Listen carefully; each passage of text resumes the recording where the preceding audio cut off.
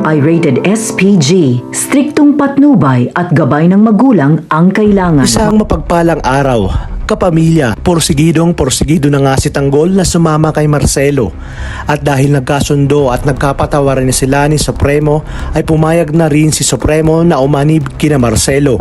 Ngayon niya kasi nalaman na talagang traidor sa kanila si Lucio at hindi ito titigil hanggat hindi siya napapatay nito. Kaya naman, nakipagkita na si Tanggol kina Marcelo kasama sina Primo. Pero humiling muna si Tanggol na gusto niyang makausap si Senyor Facundo bago sumali sa grupo nila.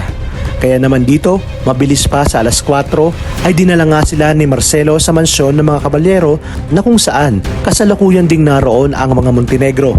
At sa pagkakataong yun ay muling magkikita at magkukrus ang landas ni Tanggol at Catherine.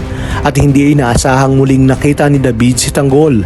Nakatunog naman ang mga tauhan ni Ramon na may kapulisan na mag-iimbestiga sa pagkamatay ni Pablo. Kaya naman, dali-dali silang dumaan sa likod para di makilala si Ramon. Alam natin na kahit pinalabas na ni Ramon na patay na siya, ay kinakailangan pa rin niyang mag-ingat. Agad namang pinuntahan ni Marcelo si Senyor Facundo at sinabi na dumating na ang taong sinasabi niya. Sinabi ni Senyor na tamang-tama umano at kailangan niya ng tao para mahanap ang pumaslang kay Pablo. Sa pagpasok nga ni Tanggol ay malaking larawan ni Pablo ang bumungad sa kanya. Ibig sabihin, apo pala ni Senyor Facundo si Pablo. Walang kahit sino man ang nakakaalam na siya ang pumaslang kay Pablo maliban kay Bubbles. Dahil dito ay pinaninindigan ni Tanggol na hindi siya apektado nang makita si Pablo. Agad namang sinabi ni Senyor Facundo at hindi na nga siya nagpaligoy-ligoy pa na nais niyang iharap sa kanya ni Tanggol ang lalaking pumaslang sa kanyang apo.